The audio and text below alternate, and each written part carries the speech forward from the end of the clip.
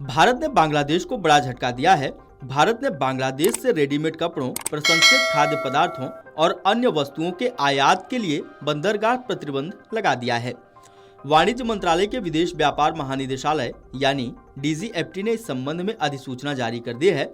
मंत्रालय ने कहा है कि बांग्लादेश से भारत में रेडीमेड कपड़ों, प्रसंस्कृत खाद्य पदार्थ आदि जैसी कुछ वस्तुओं के आयात पर बंदरगाह प्रतिबंध लगाया गया है। इस प्रकार के बंदरगाह प्रतिबंध भारत से होकर गुजरने वाले और नेपाल, भूटान जाने वाले बांग्लादेशी माल पर लागू नहीं होंगे। अधिसूचना में कहा गया है कि बांग्लादेश से रेडीमेड आयात की किसी भी बंदरगाह से अनुमति नहीं है। इसे केवल निहावा, शेवा और कोलकाता बंदरगाह के माध्यम से अनुमति दी गई है। जबकि फल और फलों के स्वाद वाले कार्बोनेटेड पेय पदार्थ, प्रसंस्कृत खाद्य पदार्थ जैसे बेक्ड सामान, स्नैक्स, चिप्स और कन्फेक्शनरी, कपास और सूती धागे के अपशिष्ट, प्लास्टिक और PVC से तैयार माल, पिगमेंट, डाई, ग्रेन्यूल और लकड़ी के फर्नीचर को मेघालय, असम, त्रिपुरा और मिजोरम में किसी भी माध्यम से बांग्लादेश से आयात की अनुमति नहीं दी जाएगी। अधिकारियों ने कहा कि यह कदम निष्पक्ष व्यापार को ध्यान में रखते हुए उठाया गया है। अब तक बांग्लादेश भारत के पूर्वोत्तर क्षेत्र के बाजारों में बिना किसी प्रतिबंध के अपना माल भेजता है, जबकि भारतीय वस्तुओं से प्रति टन प्रति किलोमीटर 1.8 शुल्क लेता है, जो कि उसके घरेलू दर 0.8 से ज्यादा है। अब नए प्रतिबंधों के कारण बांग्लादेश को अपने निर्यात के रास्ते को बदलना होगा। सूत्रों से मिली जानकारी के अनुसार आत्मनिर्भर भारत को बढ़ावा देने और पूर्वोत्तर राज्यों में स्थानीय विनिर्माण को समर्थन देने के लिए भारत ने असम, मेघालय, त्रिपुरा और मिजोरम में सभी भूमि सीमा शुल्क स्टेशनों यानी LCS और एकीकृत जांच चौकियों यानी ICP पर बंदरगाह प्रतिबंध लगाने का फैसला किया है। बताया जा रहा है कि प्रतिबंध से बांग्लादेश के रेडीमेड उद्योग में बाधा आएगी। इसके साथ ही कपड़ों की लागत बढ़ने और बाजार तक पहुंच सीमित होगी। इससे भारतीय निर्माताओं के लिए नए अवसर पैदा होंगे। आपको बता दें कि हाल ही में चीन में एक भाषण के दौरान बांग्लादेश के मुख्य सलाहकार मोहम्मद यूनुस ने भारत के पूर्वोत्तर राज्यों को ऐसा क्षेत्र बताया था जिसकी समुद्र तक कोई पहुंच नहीं है। इसके बाद कूटनीतिक तनाव पैदा हो गया।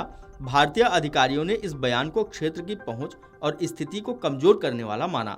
भारत ने पहले भी बिना किसी अनावश्यक प्रतिबंध के सभी स्थल व्यापार केंद्रों और बंदरगाहों के जरिए बांग्लादेशी वस्तुओं के निर्यात की अनुमति दी थी, लेकिन मामले से परिचित लोगों ने बताया कि बांग्लादेश ने पूर्वोत्तर क्षेत्र की सीमा से लगे भूमि सीमा शुल्क स्टेशनों और एकीकृत जांच चौकियों पर भारतीय निर्यात पर बंदरगाह प्रतिबंध लगाना जारी रखा है।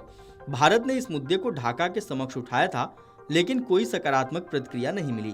इसके अलावा बांग्लादेश ने 13 अप्रैल से भारत से बंदरगाहों के जरिए धागे का निर्यात बंद कर दिया था। उन्होंने बताया कि भारतीय निर्यात को प्रवेश पर कठोर निरीक्षण से गुजरना पड़ता है तथा मौजूदा प्रतिबंधों के अतिरिक्त 15 अप्रैल से हिली और बेनापोल ICP के माध्यम से भारतीय चावल के निर्यात की अनुमति नहीं है।